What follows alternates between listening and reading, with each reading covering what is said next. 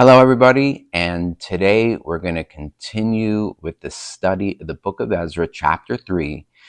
Just to review what we've studied heretofore, in chapter 1, we learn of the Spirit of God stirring up a desire within the heart of Cyrus, king of Persia, to issue a decree to release not only the Jews, as I mentioned in an earlier lesson, but all peoples who were taken captive by the Babylonian Empire prior to his reign.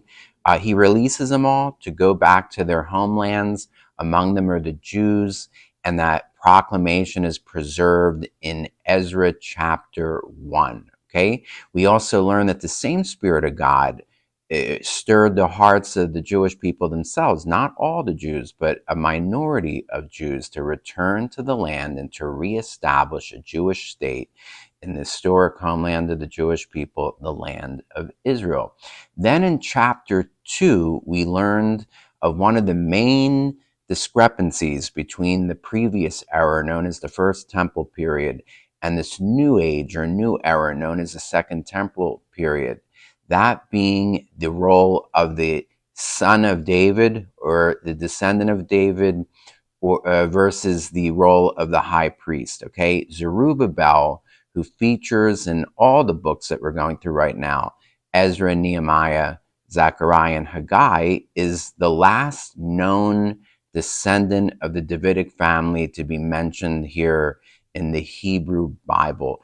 Someone else is also mentioned, who I mentioned in one of the previous lessons in chapter 1. He's called Prince Sheshbazzar in chapter 1, also a descendant of King David or a member of the family, but it was Zerubbabel in whom the people were looking to declare himself to be the Messiah. And in the last lesson of chapter 2, I reviewed what exactly that term means or meant in Old Testament times. Okay, the Messiah simply being the anointed descendant of David of that particular generation, the anointed king.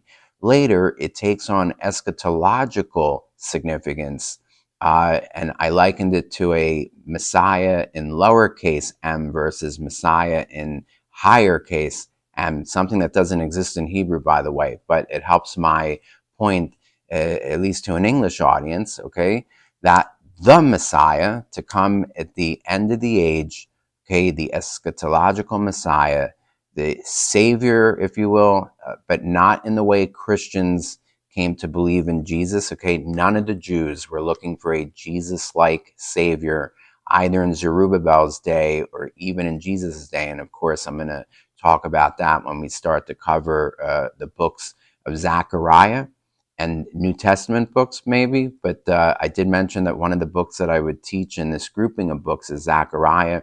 And when we get to Zechariah's chapter 12 to 14, that's when we'll probably hit that whole issue of what kind of leader were the Jews looking for, not just in Zechariah's day, but also in Jesus' own day, which explains why most Jews rejected him back then and still do to this very day. Now, I mentioned that Zerubbabel disappears from history. Okay, he's never heard of again, and doesn't seem to fulfill what some of these writers' aspirations seem to project onto him. Okay, when we read the book of Haggai, I believe it's Haggai, Haggai the prophet almost treats Zerubbabel as a messianic figure, or at least betrays that generation had great hopes for him, hopes that he failed to live up to. Okay, we talked how in lieu of the descendant of David being the ruler of the Jewish people in the Second Temple period, it becomes the role of the high priest. He's the leader of the Jewish people in those times, okay? And he usually mediates between the superpower that be, whether that be Persia, Greece, Rome, okay, whoever that superpower be, and the Jewish subjects living there in Judah during the time of that superpower's reign on earth and in the Middle East, let's say, not across the whole earth. What really matters is the Middle East, as the Bible that I'm holding here on the desk is a Judeo-centric Jerusalem-centric, Israel-centric book, whether people like it or not. Now, of course, there are Christians who try to spiritualize that away, okay, and we call them replacement theologists, people who want to do away with the land of Israel and replace it with heaven. In other words, to say, well, whenever the Bible of old spoke about Israel, today that's irrelevant. And by the way, these same people will say it's only relevant when God punishes the Israelites or curses the Israelites. Then it's referring to those of us who are ethnic Jews. But when it's referring to the future promises of redemption, such as that which I shared with you in Ezekiel chapter 36, well, that's not really referring to the literal Jews or literal land of Israel. That's referring to New Testament salvation and the church. Okay, that's the creative liberties that these people take in something called replacement theology.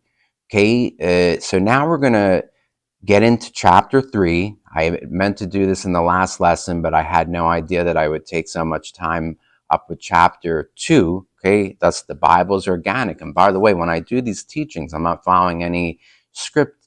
This is all off the cuff. This is stuff that I've studied for years. And let's see how organic this study comes to now. The name of this study, or at least the name that I'm thinking of for this study, is that there's already been 3 temples, but 2 temple periods. Are you confused? That's the subject of today, and hopefully when we finish this, there'll be no more confusion. Okay, so I'm picking up with chapter 3 here from the beginning. Again, I'll just read through it, and at a moment that I feel like I need to add my commentary, I will. Okay, starting here in verse 1 of chapter 3. When the 7th month came, and the children of Israel were in the towns, the people gathered as one man to Jerusalem. Then arose Yeshua, the son of Yozadak, with his fellow priests, and Zerubbabel, the son of Shealtiel, with his kinsmen. And they built the altar of the God of Israel to offer burnt offerings on it, as it is written in the law of Moses, the man of God. They set the altar in its place, for fear was on them because of the peoples of the land. And they offered burnt offerings on it to Yahweh, burnt offerings morning and evening. And they kept the feast of booths, as it is written, and offered the daily burnt offerings by number according to the rule as each day required. And after that, the regular burnt offerings, the offerings at the new moon, and all the appointed feasts of the Lord, and the offerings of everyone who made free will offering to the Lord, or Yahweh. From the first day of the 7th month, they began to offer burnt offerings to Yahweh, but the foundation of the temple of Yahweh was not yet laid. So they gave money to the masons and to the carpenters, and food and drink and oil to the Sidonians and the Tyrians, to bring cedar trees from Lebanon to the sea to Yaffo, or Joppa here in English, according to the grant that they had from Cyrus of Persia. And thus begins literally the 2nd temple period, with the erection of the altar for the burnt offerings. Even though there's no building yet called the temple, which is to come a couple years later, as soon as the altar was erected, thus was ushered in officially the 2nd temple period, because all that matters is that there's an altar for burnt offering. For Judaism of the times of the Bible is a sacrificial centered religion. It is the central cult of Judaism. Now, when I use that word cult, don't confuse it with the way we connote it today. Okay, often when we think of the word cult, we think of the Branch Davidians of David Koresh in Texas, or these dangerous cults like what was his name, Jim Jones, the guy that had his people drink the Kool-Aid there in the jungle. Well, that's a cult. When I use the word cult in this type of theme, okay, the theme of religious studies, referring to the central rite of a religion. So, for instance, the central cult of Catholicism is the Eucharist, the Mass. Okay, that is the central cult, and that word cult, as I'm using it, is technical. It's not. To be understood as a put down or as a bad word. The central cult of Judaism in biblical times. It's the sacrificial altar in Jerusalem, and there doesn't need to be four walls or a roof nearby. As soon as that altar was placed, it ushered in that era known as the Second Temple era. And what's further proof of that? Well, this is where the title of this video comes into play. There has already been in history 3 temples, but only 2 temple periods. Now, this is a source of confusion for all my tourists who travel with me in Israel when the subject comes up when we visit the Temple Mount or the Western Wall below or the southern steps of the Temple Mount. The subject has to come up, okay? And I tell them there's been 3 temples already, so there's no need to talk about a future 3rd temple. But according to prophecy, there's a future 3rd temple period. But when that temple is erected, that will be a 4th building. Now, let me clear up the matter. Let me do damage control here. There were 2 temples during the Second Temple period. The first of those temples is this temple that's soon to be erected by Zerubbabel and Yeshua the priest and Nehemiah and Ezra. And that temple remains for the next few hundred years until a man by the name of Herod the Great wants to ingratiate himself with the Jewish people, for he's not an ethnic Jew or a descendant of David, and therefore he's rejected by many devout Jewish people of his day. So how does he plan to ingratiate himself to the Jewish people? By building them a brand new building, and he built it from scratch. There's few scholars today that would argue that all he did was renovate Zerubbabel's temple. Zerubbabel's temple originally comes down, and Herod's temple goes up. 2 temples in one period known as the Second Temple period. And therefore, we had to ask ourselves, why wasn't it called then the Third Temple period when Herod built his temple?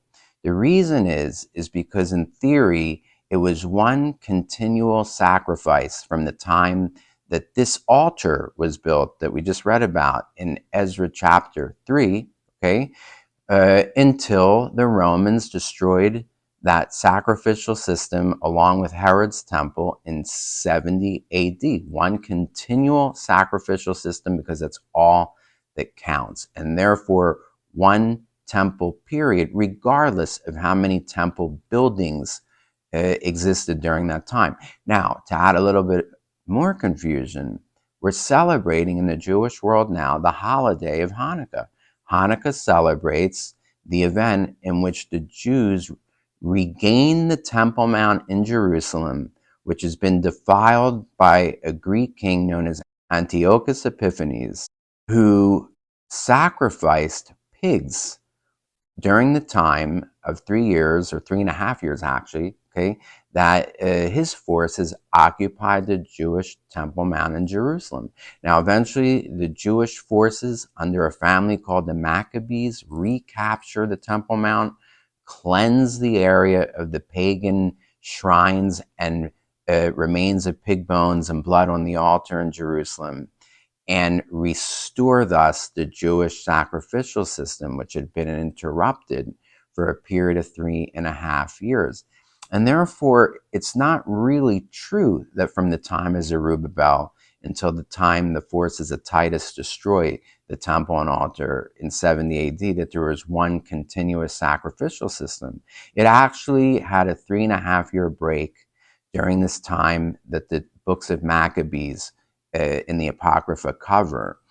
But for some reason, that interruption is still not counted against the one temple period known as the Second Temple period. In other words, nobody divides that temple period into 2, despite it having been divided into 2 by the sacrilege and cessation of sacrifice on the Temple Mount by these Greek forces of Antiochus. But again, so just to clear up confusion here, the first temple was built by Solomon. And that was the first temple period. It existed as long as Solomon's temple existed until it was destroyed in the year 586 BC by Nebuchadnezzar of Babylon. The second temple period is ushered in by this generation we're reading about of Nehemiah, Ezra, Zerubbabel. Okay, remember I jokingly call him Tinkerbell. He doesn't care, he's dead. And that period continues through a little bit of an interruption by Antiochus, and it continues all the way through the time that Herod the Great builds his temple. It includes that time, it encompasses that time, and that is a third temple building. But that second temple period comes to an end when the Romans destroy both temple and altar, and it's really the altar that counted more than anything, in the year 70 AD. If you believe, as I do, in biblical prophecy, it predicts a fourth temple, but most Christians I know mistakenly refer to it as the third temple to come. It's really a fourth temple, which would then usher in a third temple period. Okay, now that hopefully clears up some confusion and helps to bear some light on this very, at times, complicated issue. Okay, now I'm going to continue with the chapter. Now, in the second year after their coming to the house of God at Jerusalem, in the second month, Zerubbabel, the son of Shealtiel, and Yeshua, the son of Jehozadak, made a beginning, together with the rest of their kinsmen, the priests and the Levites, and all that had come to Jerusalem from the captivity. They appointed the Levites from 20 years old and upward to supervise the work of the house of Yahweh. And Yeshua with his sons and his brothers, and Kadmiel and his sons, and the sons of Judah, together supervised the workmen in the house of God, along with the sons of Henadad and the Levites, their sons and brothers. And when the builders laid the foundation of the temple of Yahweh, the priests in their vestments came forward with trumpets, and the Levites, the sons of Asaph, with cymbals to praise Yahweh, according to the direction of King David of Israel. And they sang responsively, praising and giving thanks to Yahweh.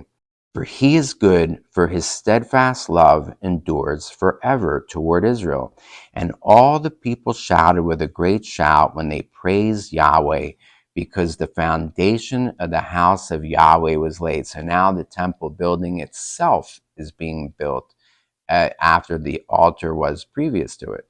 But many of the priests and Levites and heads of the fathers' houses, old men who had seen the first house, wept with a loud voice when they saw the foundation of this house being laid, though many shouted aloud for joy, so that the people could not distinguish the sound of the joyful shout from the sound of the people's weeping. For the people shared with a great shout, and the sound was heard far away. And these last few verses, speaking of a mixture of weeping, of joy, and mourning. Who's mourning? Well, it's usually explained as follows: that the elderly who eyes had seen Solomon's temple of the previous temple period and all of its glory wept at the sight of this temple, which apparently paled in comparison to the glory of Solomon's temple. Now, there are some parallels with Solomon's temple in that the earlier verses that we read here in chapter 3 refer to the same dynamic of people from Lebanon, the Sidonians and the Tyrians, who were master builders, and especially as it related to cedar wood, which was necessary to make the roof and superstructure of the temple. Why cedar wood? Well, this is fascinating. Cedar wood, or the cedar tree, was the highest or tallest tree that grows in the region, okay, to the north of Israel in the mountains of Lebanon. And you could only make a building as wide as the tallest tree used to make the roof beams, okay? In the Middle East, although all the buildings were made of stone, the roofs were made of planks of wood.